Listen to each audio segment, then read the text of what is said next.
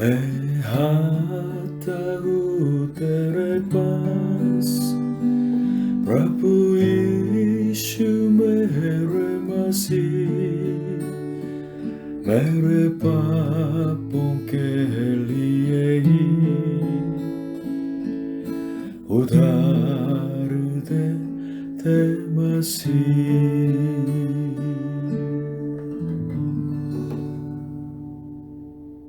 Hallelujah. प्रभु यीशु मसीह जी आप सभी को आशीष दे।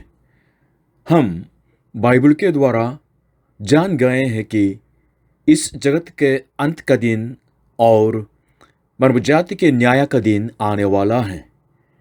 प्रभु यीशु ने हमको बता चुके हैं कि जगत के अंत के पहले लड़ाइयाँ होंगी, भूकंप होंगी, अकाल पड़ेंगे और महामारियाँ आ जाएंगी और आकाश में भी बहुत गड़बड़ियाँ आ जाएंगी।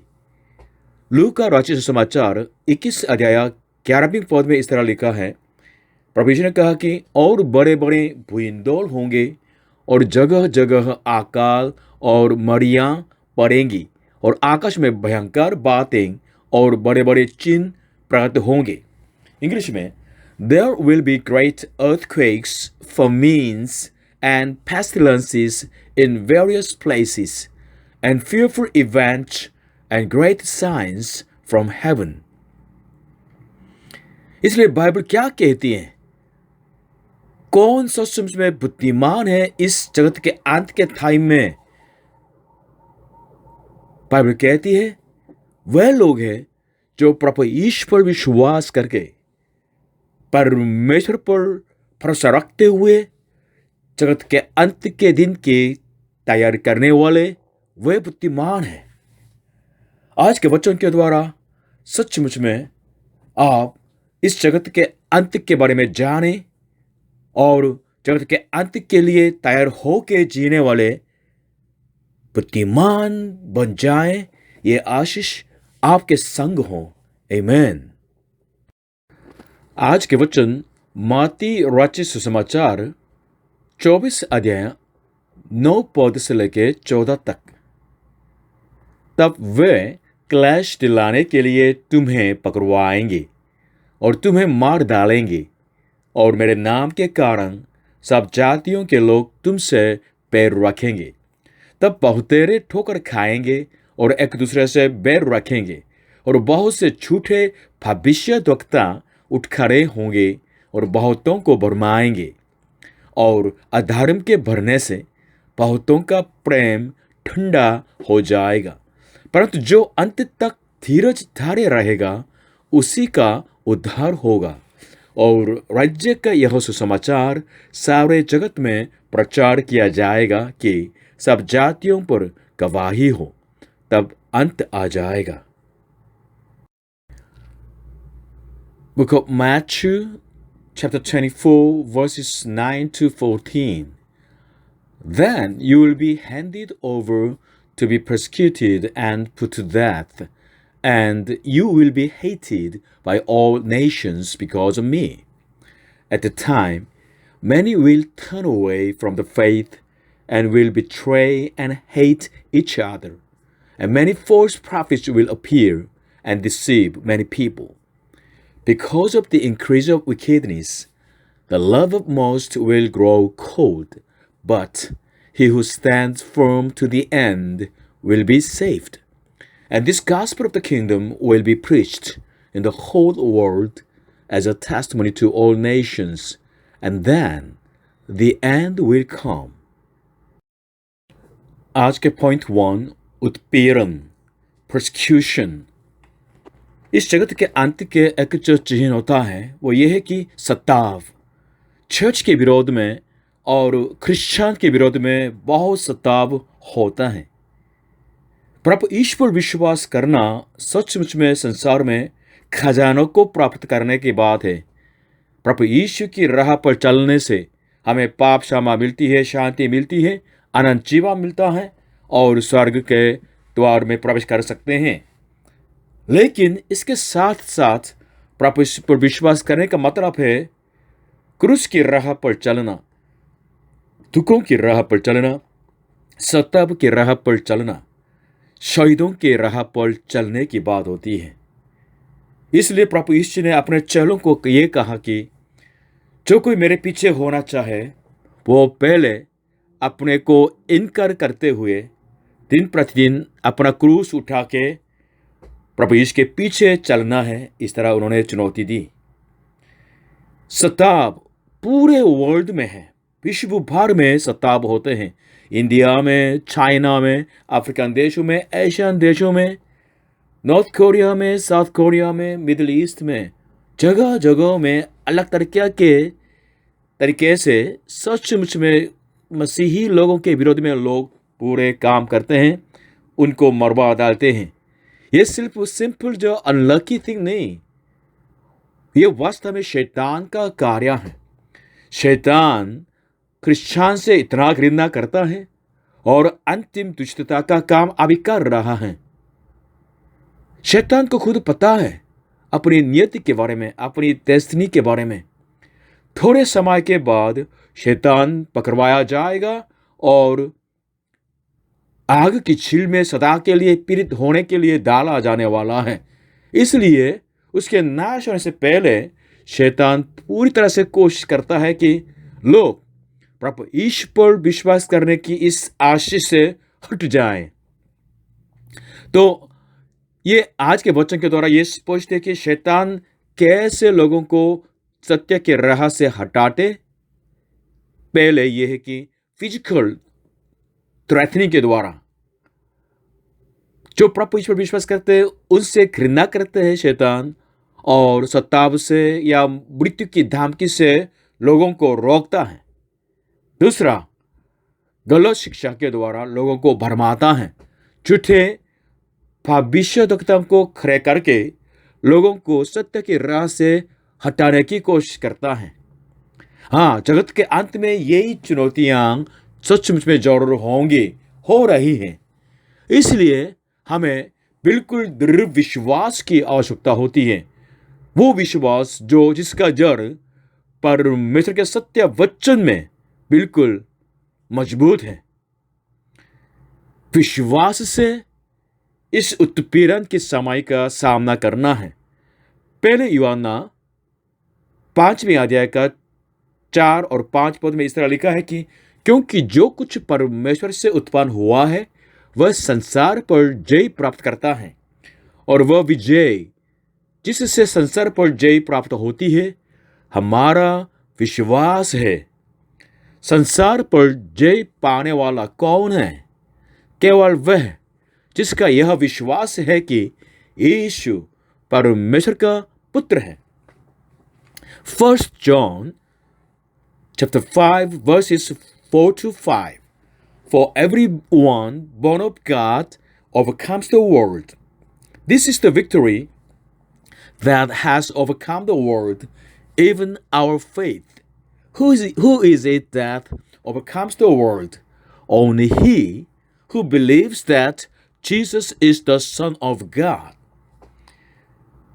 जो विश्वास हम प्रभु यीशु पर रखते हैं उस विश्वास से हम जयवंत जीवन जिएंगे, जगत के अंत में उत्पीड़न का सामना कर सकेंगे और विजय पा सकेंगे।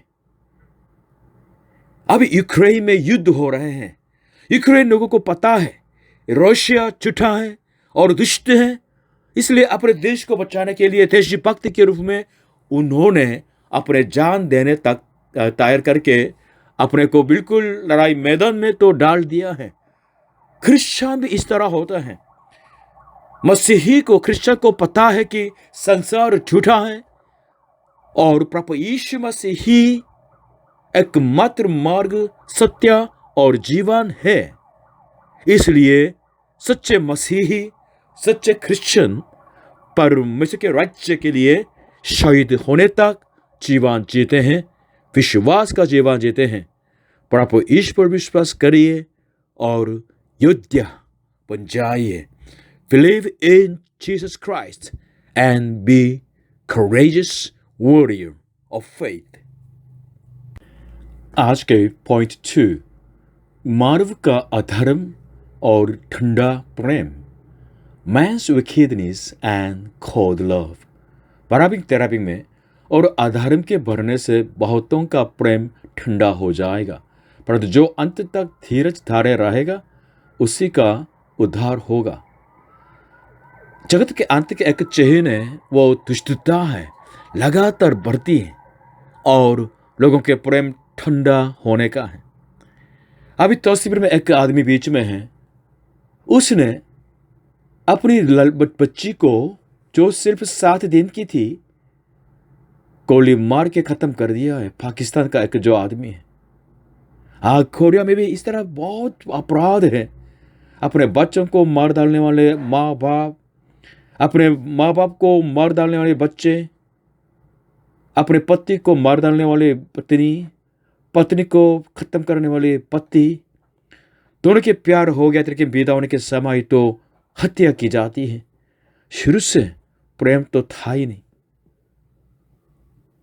व्यभिचार भी वास्तव में प्रेम की कमी है। अपने जीवन साथी के प्रति कोई प्रेम नहीं है। इस तरह होता है इंडियन की सोसाइटी के अंदर। दाऊद की वजह से कितने कितने जो लेडीज की जान बिल्कुल चली जाती है। पड़ोसी खत्म हो गई है, परस की चिंता नहीं करते हैं, दुश्मन समझते हैं। अभी मैंने सुना कि कोरिया समाज में साल भर में करीब 4000 लोग बिल्कुल अकेले पाव में अंतिम श्वास लेते हैं, चले जाते हैं। आज के प्रभु यीशु के इस वचन के द्वारा हमें यह स्पष्ट महसूस करना चाहिए कि जितना जगत के अंत आ जाएगा उतना मनुष्य के अंदर पाप भरेगा और लोगों के दिल के अंदर प्रेम ठंडा होता रहेगा। अगर हमारे समाज इस तरह बिगड़ जाएगा तो हमें कैसे जीना है, ये चुनौती है। तेरा भी उसका जवाब देता है, क्या है? परंतु जो अंत तक धीरज धारे रहेगा उसी का उद्धार होगा। But he who stands firm to the end will be saved. ये जो धीरज धारे रहने का मतलब क्या होता है तेराबिंग में? कम से कम 3 बातें हैं धीरज के संबंध में। पहले, इसी बुरी युक्ति में, बुरे जो युग में, पूरे जो पीढ़ी में हमें परमेश्वर के वचन के अनुसार पवित्र जीवन जीने के लिए धीरज धारना है। आमीन। पाप बढ़ते रहेंगे, इसलिए अपने को शुद्ध रखने के लिए आत्मिक युद्ध लड़ना है। बाइबल हमें आज्ञा देती है कि तुम अपने लहू बहाने तक पाप से लड़ो। मतलब संसार से समझौता नहीं करना है। सारे संसार के लोग कहते हैं कि यस यस, लेकिन अगर परमेश्वर नो कहते हैं तो हमारा जवाब क्या होना चाहिए? नो होना चाहिए। No compromise. दूसरा, विश्वास की धीरज धरना है। पर यीशु पर विश्वास अगर आप करते हैं तो अंत तक इस विश्वास में बने रहना है, क्योंकि बहुत भरमाने वाले आते हैं, धमकियां देते हैं, सताव देते हैं। उनके सामने सर झुकाना नहीं, इस विश्वास की राह पर समझौता करना नहीं, परंतु प्रभु यीशु मसीह ही को ताकना है, प्रभु यीशु मसीह के ऊपर फोकस लगाना है, क्योंकि प्रभु यीशु मसीह ही मानव जाति की हमारी आशा है। प्रभु यीशु मसीह ही हमारी मुक्ति है। हालेलुया। और तीसरा जो धीरज है, परमेश्वर से प्रेम करने के लिए, लोगों से प्रेम करने के लिए जो प्रेम की जो धीरज होती है, प्रेम करने के लिए धीरज की आवश्यकता है, क्योंकि संसार के लोग प्यासे हैं, भूखे हैं प्रेम के। इसलिए उनके सामने परमेश्वर के प्रेम को प्रकट करना है। अगर हमारे दिल के अंदर कमियां हैं तो हम क्यों नहीं प्रार्थना करें, प्रभु परमेश्वर मेरे दिल के अंदर आपके प्रेम को उंडेल दे, ताकि मैं प्रभु यीशु के प्रेम को जान सकूं और उस प्रेम से मैं दूसरों से प्रेम कर सकूं। आमीन। पॉइंट 3, विश्व सुसमाचार मिशन, वर्ल्ड गॉस्पेल मिशन। 14 पद में इस तरह है, प्रभु यीशु ने कहा कि और राज्य का यह सुसमाचार सारे जगत में प्रचार किया जाएगा कि सब जातियों पर गवाही हो, तब अंत आ जाएगा। प्रभु यीशु मसीह की अंतिम आज्ञा है विश्व सुसमाचार की सेवा। इसलिए पूरे वर्ल्ड में सुसमाचार बांटना हर पीढ़ी की और हर कलीसिया की और हर क्रिश्चियन के ये मिशन होता है। आप किसके लिए जीते हैं? इस मिशन के लिए हमें जीना है। इसका मतलब यह है कि हमारा टाइम, हमारी प्रार्थना के लिए प्रार्थना और हमारे जो भौतिक जो चीज़ें, सब कुछ इसके लिए हमें देना है। इस संसार के अंत के सबसे स्पष्ट प्रूफ यह है कि जब ये सुसमाचार जगत के कोने कोने में बिल्कुल फैल जाते हैं, तब अंत आ जाता है। प्रभु यीशु मसीह के सुसमाचार फैलना वास्तव में संसार के अंत का चिन्ह होता है। सब जातियों पर गवाही हो, तब अंत आ जाएगा। हाँ, सचमुच में आपको बिल्कुल सावधानी से परखना है, क्योंकि हर देश में तो सुसमाचार फैल गया। हालेलुया। और अनेक जातियों ने प्रभु यीशु के सुसमाचार को सुना है। हालेलुया। तो ज़्यादा नहीं रह गई है, थोड़े से जो जातियां रह गई है। इसलिए आज का क्या क्या करते हैं, पीपल ग्रुप के रूप में जातियों के समूह समूह बना के जहाँ जहाँ वचन नहीं बांटा गया है, उनके पास वचन को ले जाते हैं। अभी करीब किस संस्था के अनुसार 5,000 के करीब जो अनरिच्ड पीपल ग्रुप अभी तक जिन्होंने वचन को सुसमाचार को नहीं सुना है, ऐसे जातियों के जो समूह थोड़ा रह गई है, उनके पास वचन जाएंगे, सुसमाचार पहुंचेंगे, तब जगत का अंत आ जाएगा। इसलिए इस सुसमाचार की सेवा के द्वारा हमें पता चल जाता है, ऐसा महसूस होता है कि जगत का अंत ज़्यादा दूर नहीं है। इसलिए विश्वास होने के नाते हमें पूछना है, जगत के जो जातियों के पास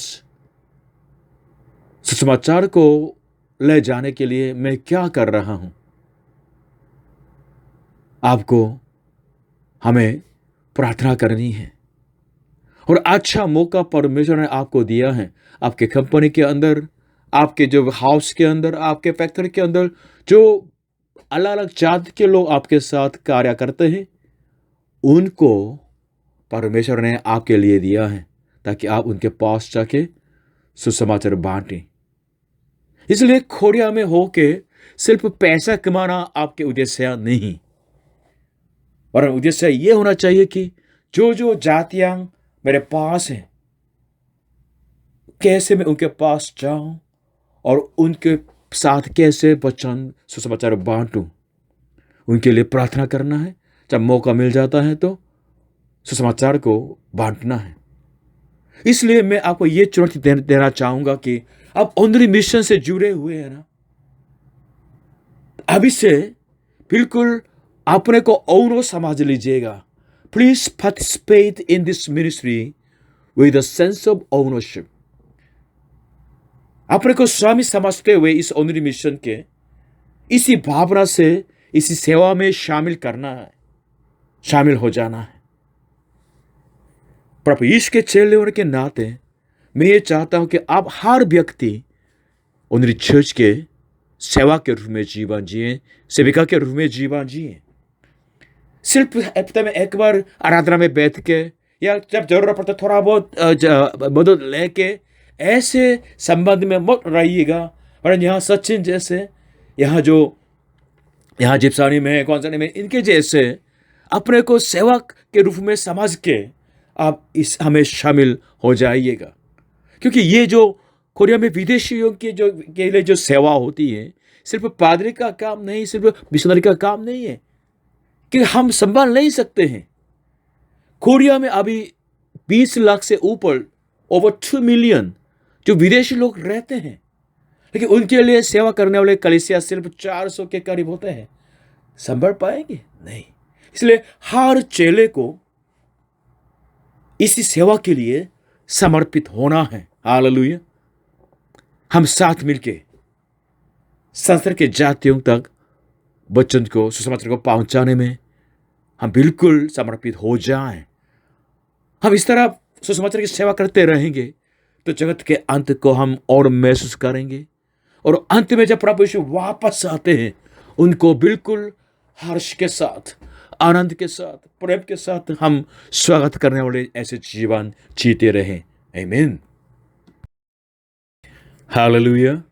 मैं आज के इस उपदेश को प्रभु यीशु के वचनों के द्वारा समाप्त करना चाहता हूं। लूका का रचित समाचार 21 अध्याय 27 से लेकर 28।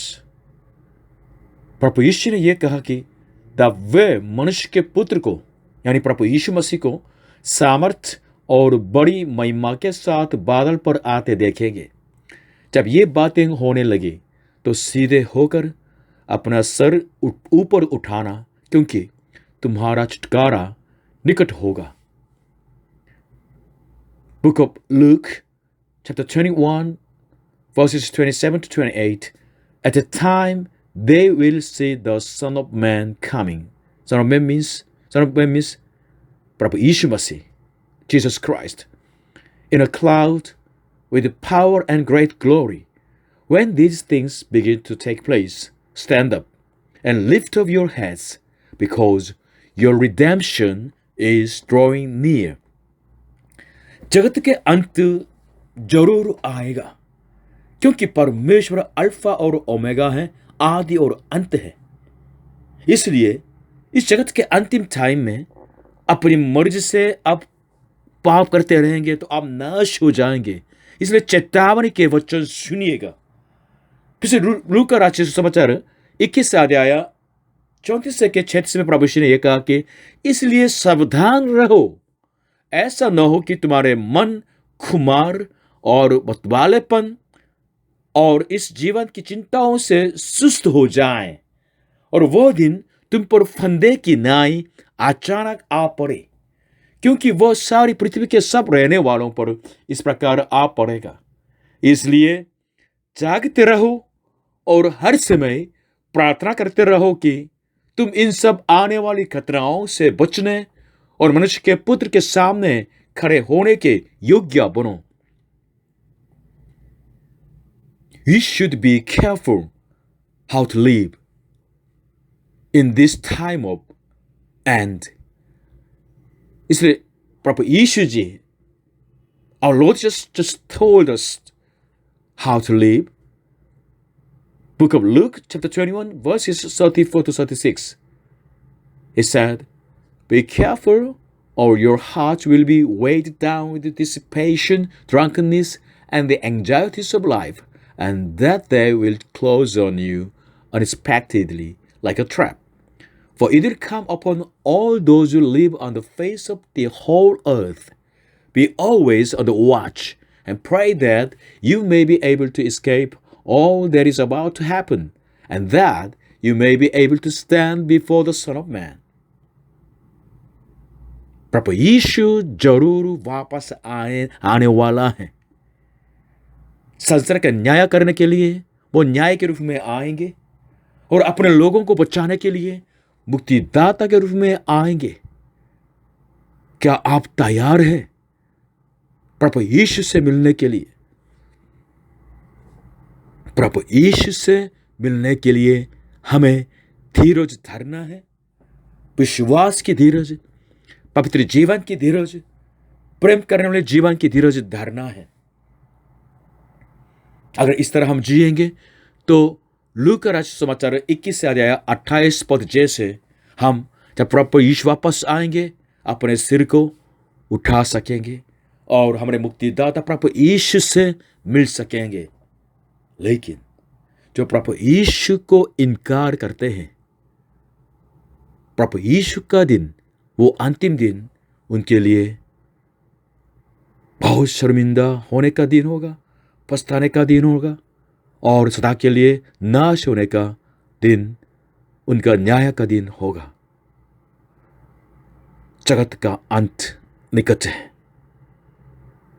जागृत हो जाएं।